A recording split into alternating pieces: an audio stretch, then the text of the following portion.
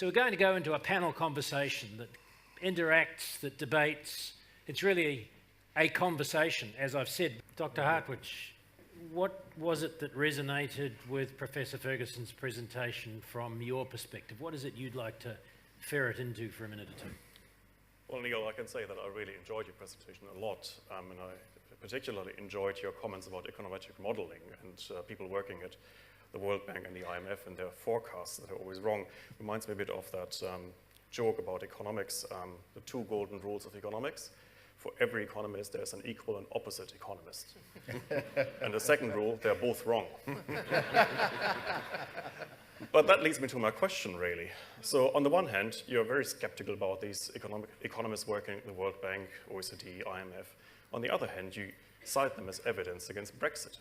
So that doesn't seem to be going together too well to me. You can't have it both ways. You can't just argue that on the one hand they always get it wrong, but on Brexit they're definitely right.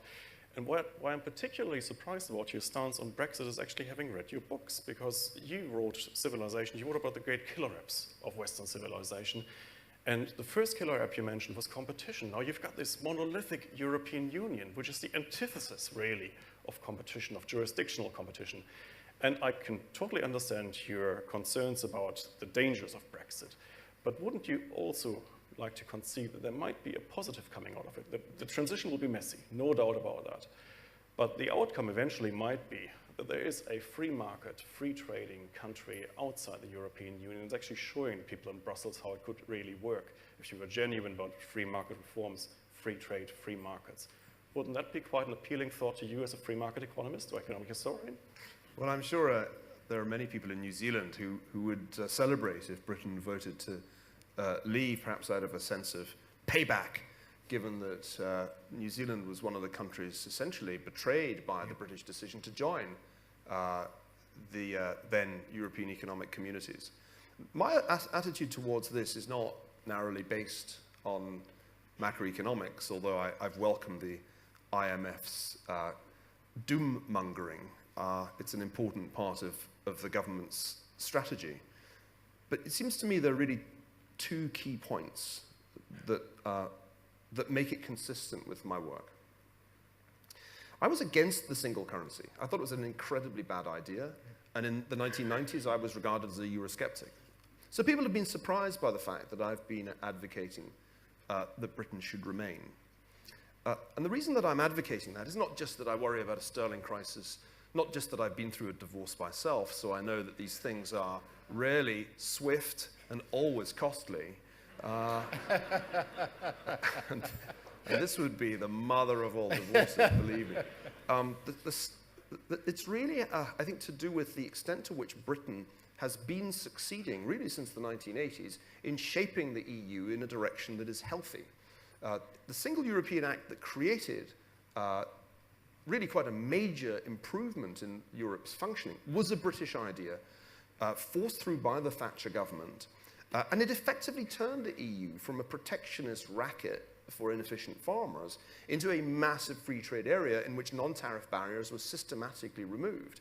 So the European economy became much more competitive under British pressure. Britain has won a series of arguments since then. We were right about the single currency. We were so right. It's now clear that we were right. It's also clear that if we had joined, it would have been a catastrophe. We were right about Schengen. We were right that completely uninhibited movement of people was risky. We were right to stay out. So we've won key arguments within the European institutions. We have become one of the most influential players in the EU, contrary to the nonsense Michael Gove spouts. The UK is very influential in Brussels. It is also very influential in Berlin. There was a time when the French and the Germans ran the show. That is no longer the case. So the absurdity of Brexit is to walk away from our position. In effect, we are on the board. If this were a corporation, we have seats on the board, we are major shareholders, and we're about to walk away, and we won't be compensated, we'll actually be penalized for giving up our power at just the moment when we've won the argument. One last point. History shows that when Britain disengages from the continent goes to hell in a handcart. That is a very, very clear lesson of the 20th century. The notion that we could somehow sail off into the Atlantic and drop our anchor somewhere close to Bermuda is absurd. We're stuck there, and the channel is not very wide. The lesson of history is that if Britain remains engaged with Europe, we can stop them doing crazy stuff. They're ready to do crazy stuff again. Trust me. As soon as we walk out the door, the whole thing gets a whole lot worse. Those are my arguments. They're pragmatic. I don't love the European Union. I find its bureaucracy maddening. But on balance, I think the arguments against it, the arguments for Brexit, are not historically credible and are indeed frivolous and self-seeking in the case of Boris Johnson. If I could follow up on your question, there is a lot of debt in the system, and the major risks that you pointed out are mainly political. But there is, of course, a major economic risk as well, and I think it's in the countries that you mentioned, not just Japan, but especially in Europe. The way that I look at the euro crisis, for example, I focus on the target 2 imbalance because that's the best barometer you can use. And just as you were talking about inflection points, February, I checked the target 2 balance and actually it shot up. And it's been shooting up, and it's actually at levels that we haven't seen for 3 years. So this crisis is by no means over. We've got major problems in all the major continental European economies. I would argue even in Germany, but definitely in France, definitely in Italy, definitely still in Spain, and Greece is completely off the map anyway. Isn't that a major problem? We've got currently about 600 billion euros sitting in target 2 imbalance debt on the Bundesbank balance sheet. You have to clear that out before you can actually argue that this crisis is over for Europe.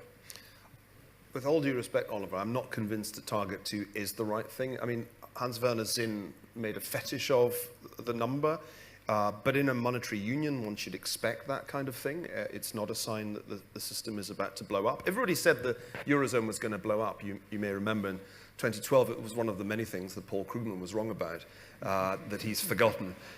But I've reminded him. The reality is that the system proved to be more stable than the critics, the economists expected. In fact, there are now more members of the monetary union than there were at the beginning of the crisis, when I had a very nice bet with somebody that there would be fewer. So this is a system that we shouldn't underestimate. The problems, I think, are in Italy, in the banking sector in Italy, for sure. There are some problems in the German banking sector that the German government has never really grappled with. And Greece, well, I think Greece is going to get fixed, actually, through political transition. I think there'll be a new, Tsipras will be gone at some point next year, and I think there's every prospect that the new democracy leader that is now in post will be a good and effective leader.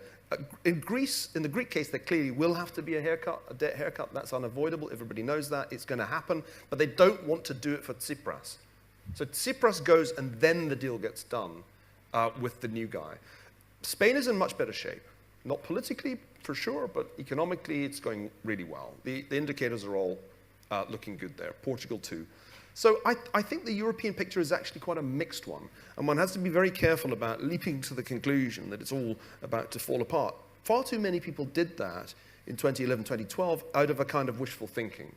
All the people who didn't like the European Monetary Union immediately predicted that it was going to fall apart.